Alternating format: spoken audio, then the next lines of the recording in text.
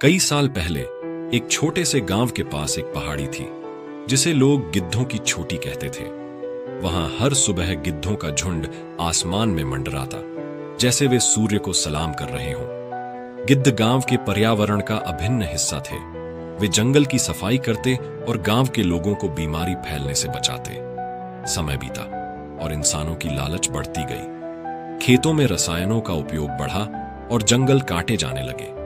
धीरे धीरे गिद्धों की संख्या कम होने लगी। एक दिन ऐसा आया जब गांव के बुजुर्ग रामू काका ने देखा कि आसमान खाली है।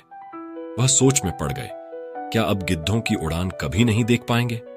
एक दिन रामू काका को पास के जंगल में घायल अवस्था में एक गिद्ध मिला। वह कमजोर था और शायद आखिरी गिद्ध था। काका ने उसे घर लाकर उसकी सेवा की।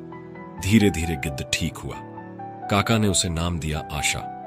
जब गिद्ध पूरी तरह स्वस्थ हो गया तो एक सुबह काका ने उसे पहाड़ी पर छोड़ दिया। आशा ने अपनी पंख फैलाए और आखिरी बार आसमान में उड़ान भरी।